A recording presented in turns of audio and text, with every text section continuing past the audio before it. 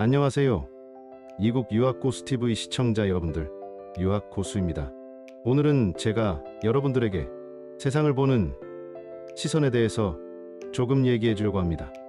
사실 제가 하는 이야기는 미국 유학 안 가실 거고, 한국에서 나는 평생 살고 외국에 특히 서양에 나가 살 일이 전혀 없다 하시는 분들은 이 방송 안 보셔도 돼요.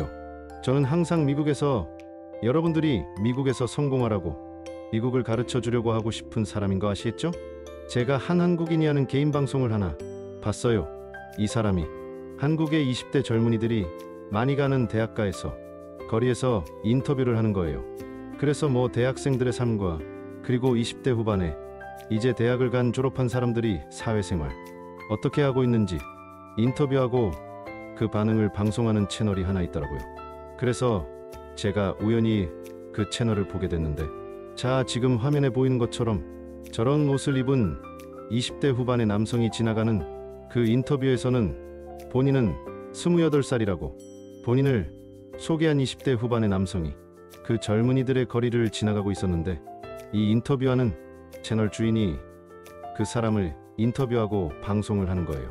지나가다가 20대 후반에 그 소위 말하는 좀 스타일 있고 훈남인 그 남자분이 지나가니까 인터뷰를 하는 거예요. 그래서 그런 거 방송 있잖아요. 지금 당신의 직업은 뭐세요? 오늘 이 옷은 어디서 산 옷인가 하면서 그냥 물어보는 아주 가벼운 뭐랄까 젊은이들 보는 그런 프로그램인데, 여기서 이 청년이 방송에 나와서 뭐라고 했냐면, 저는 지금 회사에 이제 입사한 신입사원입니다.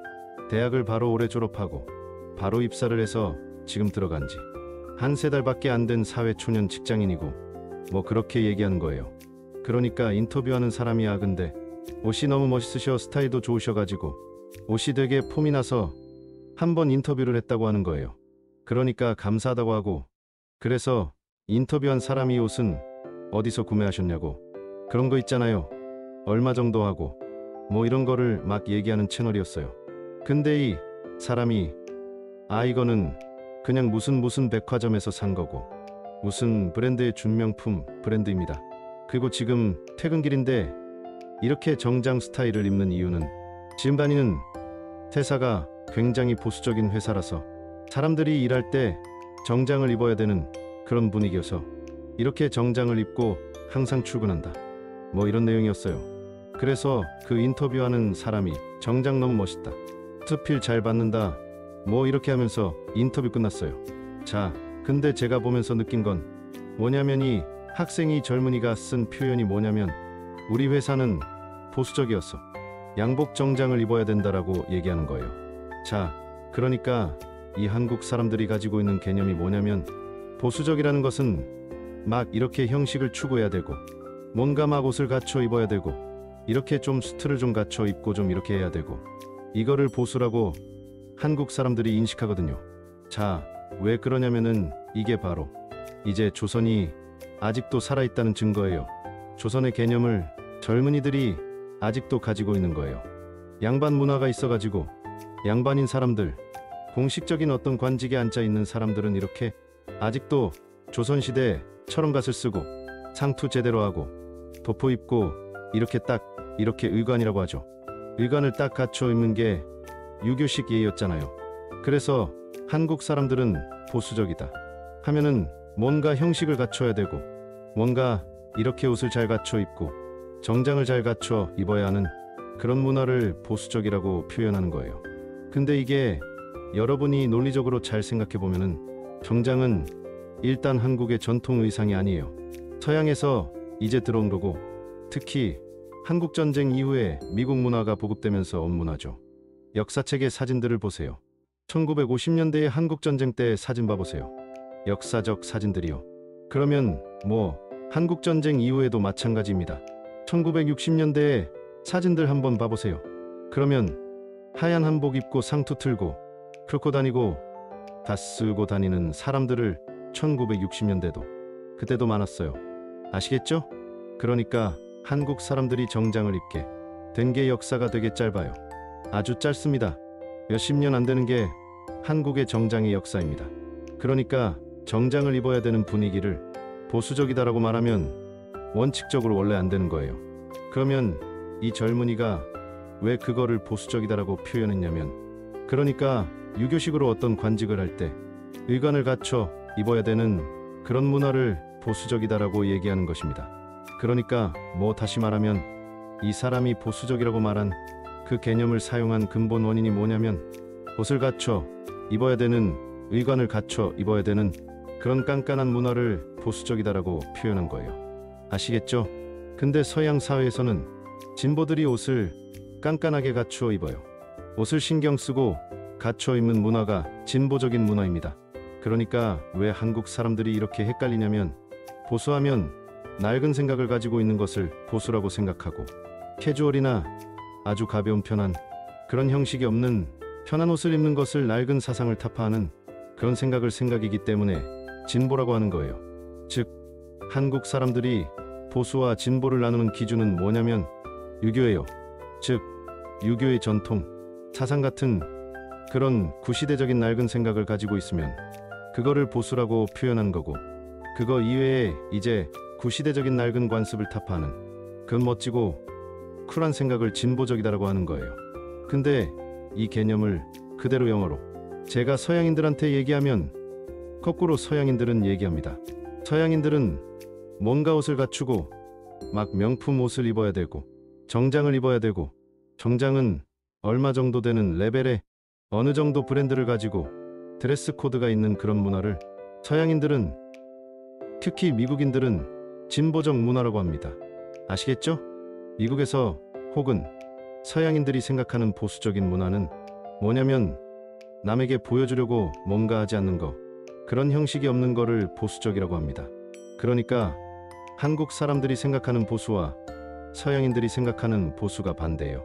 왜 그러냐면 서양인들은 보수와 진보를 성경으로 나누기 때문에 그래요. 그래서 서양인들은, 특히 미국인들은 혹은 영미문화권의 사람들은 성경적이면 우파라고 합니다.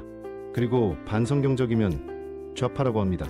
그래서 그 성경의 가치관을, 성경의 가치를 지키려고 하는 그 개념을 보수라고 하는 거예요. 영어로 보수를 그래서 컨저버티브라고 하는 거예요. 성경을 컨저버하는 사상이 보수예요. 그리고 성경적 가치로부터 탈피하려고 하고 성경적 가치로부터 자유하려고 하는 사상을 진보라고 하는 거예요. 그래서 진보를 영어로 리버럴이라고 합니다. 성경에서 리버럴한 사상이 리버럴의 뜻이에요. 아시겠죠?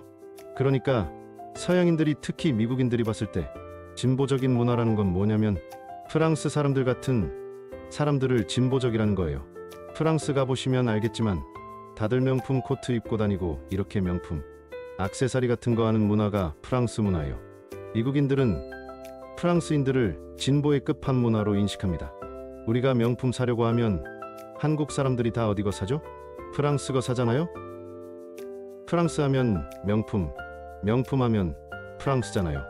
명품 브랜드를 그렇게 갖추어 입고 격식을 갖추고 명품 정장에 명품 시계하고, 여성 같은 경우는 명품 드레스 입고 명품 액세서리로 잔뜩 걸치고 이렇게 명품으로 해가지고 남 보여주려고 잔뜩 보여주기식 화려한 갖추어 입는 이런 문화를 서양 사람들은 진보적이라고 합니다. 반성경적이니까요. 이해 가셨나요? 한국 사람들 개념과 거꾸로예요. 반면에 영미 문화권의 사람들의 개념은 이제 굉장히 성경 중심적이거든요. 그래서 청교도라는 뜻이 성경의 순수한 가치를 지킨다라는 뜻이고, 영국과 미국의 보수 사상의 핵심이에요. 특히 영국이랑 미국 사람들이 그래서 성경은 겉사람, 즉 겉으로 남에게 보이기 위해 노력한 태도를 인간의 죄악으로 보는 거예요. 창세기에서 선악과를 따먹고 아담과 하와는 자신이 하나님 앞에 죄를 지었다는 것을 깨닫고 옷을 입기 시작합니다. 즉 옷은 인간이 죄를 지은 후에 부끄러움을 느끼고 자신을 가리려 하기 시작한 것이 패션의 기원이다 라고 성경은 말하고 있죠. 서양인들은 남에게 뭔가 보여주려고 명품 걸치려고 하고 남에게 막 브랜드를 과시해 보려고 하는 걸 일종의 어떤 자기 열등감, 그리고 남에게 보여주는 걸 과시하려고 하는 그런 죄성에서 오는 죄악된 생각으로 보거든요. 그래서 프랑스나 유럽의 명품 브랜드는 뱀을 상징적으로 반지나 목걸이나 시계에 넣는 경우가 많아요. 명품 브랜드는 우리는 죄악되었다 라고 말하고 있는 겁니다. 그래서 프랑스나 이탈리아 명품 브랜드의 로고가 대부분 뱀이에요. 성경의 창세기의 선악과 사건에서 인간을 유혹하고 죄짓게 만드는 그 뱀, 사탄의 상징이죠. 의도적으로 넣는 것이에요. 우리는 진보다 표시하는 겁니다. 우리는 반성경적이다라고 표시하는 거예요. 그래서 특히 이제 영미 문화권은 프랑스나 이탈리아 문화보다 더 보수적이죠. 그러나 영국 사람 중에서도 이제 영국 사람들도 영국의 귀족 문화가 있잖아요. 그래서 이제 영국의 서민들이나 영국의 대중들은 그런 영국의 귀족적인 문화가 진보적인 문화가 있다라고 본 거예요. 프랑스화된 것이 영국의 귀족 문화라고 보는 거죠. 그래서 영국의 서민들이 성경적으로 봤을 때 이렇게 귀족들처럼 저렇게 겉으로 보이려고 하는 삶은 건강한 게 아니다라고 생각한 거예요. 그래서 그 영국에서 주로 서민들이나 소장농이나 이런 사람들이 이제 미국으로 건너오면서 유럽의 반성경적인 진보적 문화에서 벗어나 종교를 찾아서 아메리카 대륙으로 건너간 것이 미국의 건국 초기의 모습이에요. 청교도 세력들은 금욕주의를 중요하게 생각했고 검소한 사람들이었어요. 그래서 겉으로 명품 걸치고 격식을 갖춘 그런 귀족 문화가 굉장히 진보적인 문화이기 때문에 반성경적으로 보았습니다. 성경은 이제 겉사람보다 속사람, 즉 내면이 하나님 앞에서 정직하고 진실하게 사는 내면을 중요하게 생각하거든요. 이게 보수적인 사상이에요. 그래서 미국 사람들이 유럽을 여행을 가면 어떤 얘기를 듣냐면요. 특히 프랑스에 가면은 어떤 평가를 받냐면 되게 옷을 못 입었고 격식이 없이 명품도 안 하고 그냥 소탈하게 옷을 입었기 때문에 프랑스에서는 옷을 잘 못 입는 사람을 미국인 같다라고 합니다. 즉 프랑스에서는 패션 테러리스트들을 미국인 같다고 말합니다. 아시겠죠? 그래서 실제로 미국 교수들 보면요. 여러분들이 유학 가서 미국 교수들 보면요. 그 수업을 들어보면은 막 세계적인 명문대학교 교수인데 유럽 같은 경우는 명문대에서 교수들이 정장 입고 그런데 미국 교수들은 청바지 입고 있어요. 싸구려 청바지에다가 운동화 신고 그냥 목에 카라도 없는 그러한 만원짜리 면티 있잖아요. 그런 면티 같은 거 입고 그러고 그냥 소탈하게 강의하는 교수들이 되게 많아요. 이게 보수적인 문화예요. 성경적 가치가 있는 문화가 이런 겁니다. 남에게 막 보여주려고 격식 갖추지 않고 이렇게 소탈하게 그냥 속사람을 중요하게 생각하는 문화. 이게 보수적인 문화예요. 근데 한국은 유럽과 비슷한 진보적인 교수 문화가 있어요. 한국 교수들은 마치 프랑스 교수들 같아요. 한국도 프랑스 같아요. 한국도 보면 교수들 보면 항상 강단에 섰을 때 교수라고 옷 입은 거 보면은 항상 정장에다가 넥타이하고 막 그러잖아요. 여교수들은 여자 정장 입고 그러잖아요. 정장 구두 신고요. 그래서 굉장히 교수님 하면 권위가 있고 그러잖아요. 그게 진보적인 프랑스 같은 문화인 것입니다. 그리고 미국 같은 문화는 영국의 서민 같은 문화이고요. 그게 보수적인 문화예요. 그게 성경적인 문화예요. 겉사람보다 속사람을 중요하게 생각하는 게 보수입니다. 아시겠죠? 그러니까 한국 젊은이들이 좌우를 헷갈려하는 거예요. 그 한국 사람들이 좌우로 헷갈려하는 거는 한국 사람들이 보수와 진보를 나눌 때 유교를 기준으로 보는 거예요. 유교 같은 조선시대의 구닥다리 같은 그 구시대적인 문화를 그리고 타파해야 되는 그런 구시대적인 낡은 생각을 보수적이다라고 한국 사람을 생각하는 거죠. 그리고 뭔가 서양물 먹은 것 같고 좀 간지나고 형식이 없고 자유롭고 자유분방하고 뭔가 이거 쿨한 이미지를 가지고 있으면 이걸 진보라고 생각하는 거예요. 근데 그만큼 한국 사람들이 유교적인 어떤 옷이나 그런 형식, 복장을 중요하게 생각했던 유교적인 관리 같은 그런 생각을 굉장히 구닥다리 같다고 생각하는 거죠. 그래서 그걸 보수라고 표현하는 거죠. 그러니까 보수와 진보 개념이 미국 사람들이 생각하는 거랑 거꾸로 하는 거예요. 그러니까 여러분들이 미국 오면 그래서 항상 왼쪽과 오른쪽을 헷갈리는 거예요. 아시죠? 그러면 왜 이렇게 왼쪽과 오른쪽을 헷갈리냐면 유교 자체가 굉장히 진보적인 생각입니다. 사실 한국의 정치에서 사람들이 말하는 진보 보수란 개념은 사실 미국에서 온 거예요. 조선에는 진보 보수란 개념이 없었습니다. 노론과 소론의 대립이 있었고 당파 싸움이 있었고, 사실 조선의 당파 싸움이 있었던 근본 원인은 왕의 혈통을 가지고 그것이 옳으냐 가지고 당파 싸움한 거죠.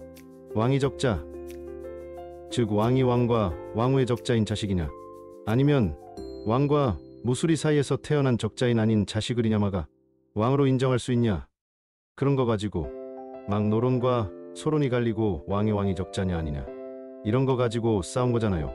대표적인 게 영조 아들 사도세자의 죽음 같은 게 이런 영조의 혈통 때문에 일어난 당파 싸움 때문에 생겨난 비극이죠. 조선시대에는 좌파 우파 개념이 없었어요. 그럼 좌파 우파 개념은 어디서 온 거냐? 바로 이승만 대통령이 대한민국을 건국할 때 미국에서 가지고 온 개념이에요. 이승만 대통령은 아시다시피 프린스턴 대학교 정치학 박사입니다. 정치를 되게 잘하는 사람이에요. 그래서 미국식 양당제를 한국에 수입한 것입니다. 미국식 양당제인 좌파와 우파를 한국에, 이 조선 땅에 최초로 심은 사람이 바로 이승만 초대 대통령입니다. 그래서 한국의 정치 체계의 좌파 우파는 매우 미국적인 정치 사상이에요. 그러면 미국 사람들이 뭐를 우파라고 하고 뭐를 좌파라 그런지 정의를 정확하게 알아야 되잖아요. 근데 한국은 좌파 진보와 우파 보수를 본인 맘대로 해석하고 구분합니다.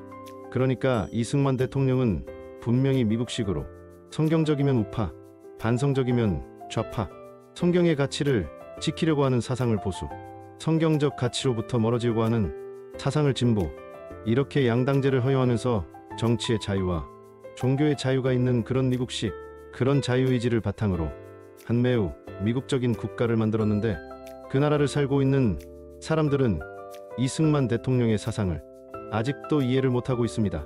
그리고 그만큼 유교의 대중들이 쩔어 있는 거죠.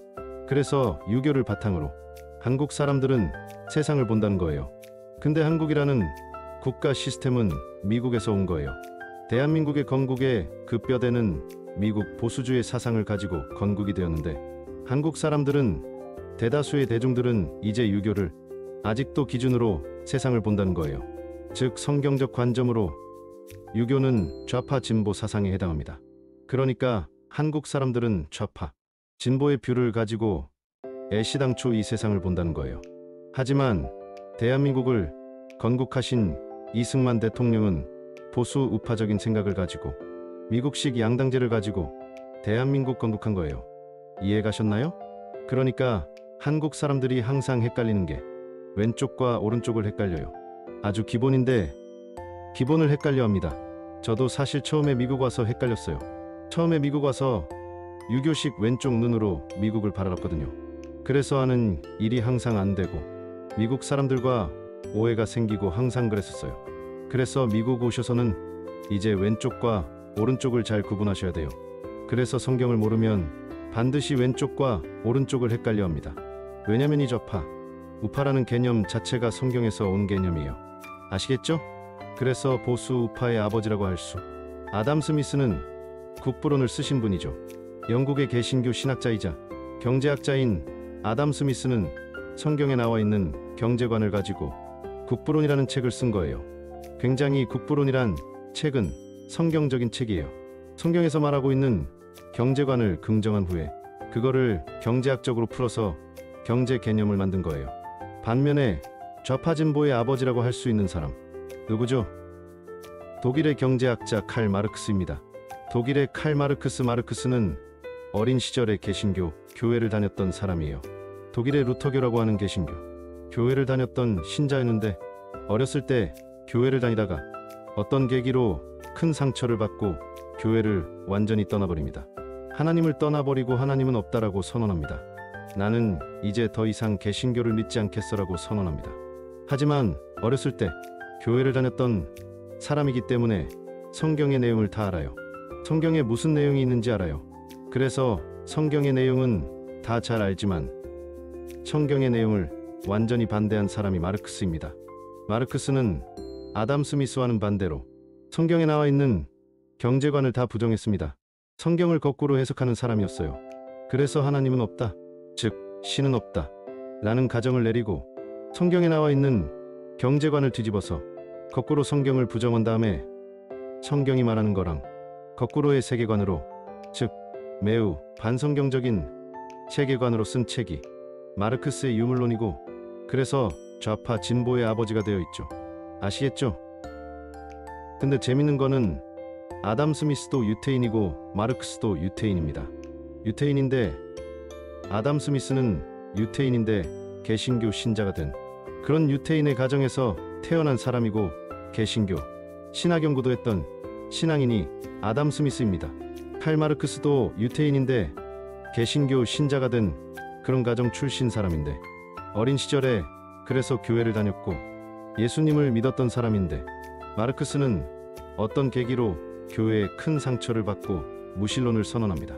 무신론을 선언하고 하나님을 완전히 떠난 사람이에요. 그래서 무신론적인 관점으로 쓰여진 게 칼 마르크스의 막시즘 이론입니다. 그래서 서양에서는 성경적이면 우파, 반성경적이면 좌파입니다. 도움이 되셨기 바랍니다.